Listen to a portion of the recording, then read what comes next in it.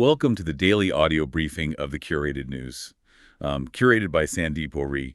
We are running through 12 of today's top stories, in sequence, and really just getting straight to the facts. Right, exactly. And we're keeping things very grounded and analytical today. So I'll be looking at each story independently, based strictly on the reported facts without, trying to force connections where there really aren't any. Yeah, which is crucial because, item one just shows it's terrifying how yelling a few angry words across a geopolitical playground can instantly vaporize your retirement savings. Oh, it really is the ultimate butterfly effect, diplomatic theater instantly translating into global market panic. Right.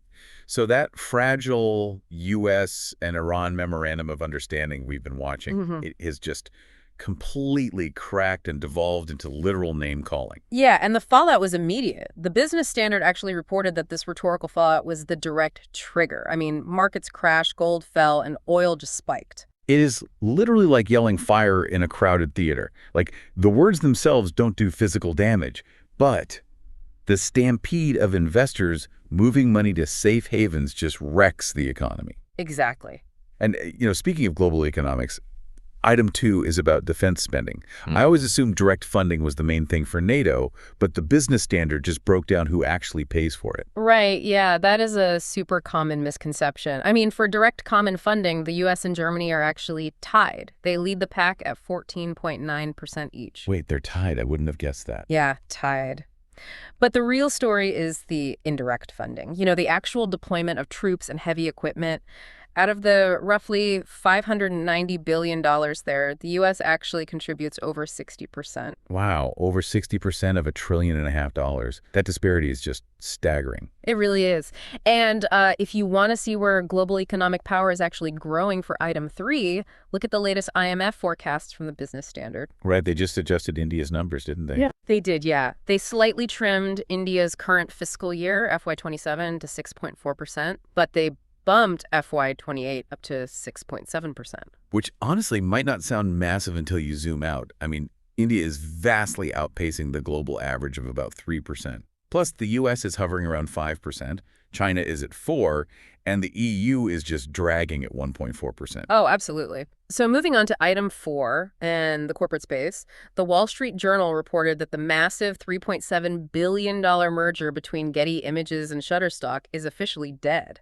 But wait, why call it off so suddenly? What actually happened? Well, the UK regulator stepped in and imposed terms that Getty just found completely unacceptable. So that regulatory red tape effectively killed the deal overnight. That is wild. And speaking of corporate power moves, item 5 is a crazy visual from the Wall Street Journal.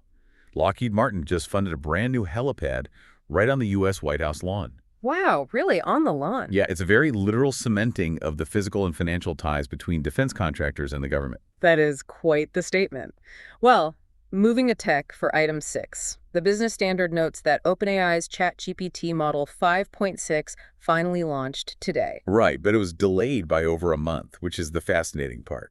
It wasn't some coding bug or anything like that. No, it wasn't. It was actually prompted by specific national security requests from the U.S. government. Which is just crazy to think about. But, AI isn't just about government security.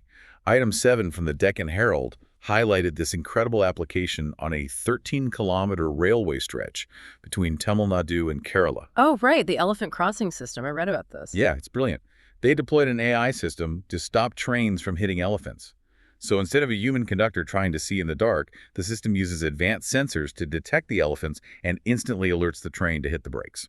And the results are just incredible. Over 2.5 years, it's facilitated 9,481 crossings with absolutely zero elephant deaths. It's just a perfect execution of technology. But for item 8, on the flip side of environmental efforts, the Deccan Herald gave a really sobering reality check on Bengaluru's Guinness World Record. Right, the saplings. So 10 days ago, they planted 1.5 million native saplings in just 12 hours. But fast forward to today, and a huge number of them have already withered or died from poor execution. And, Sandeep notes on this one, it's a good thing there is no provision to revoke the Guinness citation. Yeah, no kidding. Well, shifting gears to sports for item 9, the Wall Street Journal suggests soccer might have finally cracked the American market. Oh, just because of the viewer numbers. Exactly. The recent U.S.-Belgium match pulled in an audience of over 30 million viewers. That is massive for soccer in the U.S. And for item 10, the stakes for the 2026 World Cup Golden Boot keep getting higher. The Deccan Herald reports Argentina's Messi is leading with 8 goals. But you really can't count out Mbappe, Haaland, or Kane. I mean, they are all in the quarterfinals and well within striking distance. For sure. And speaking of striking distance, item 11 from the Wall Street Journal had this totally relatable piece on modern relationships.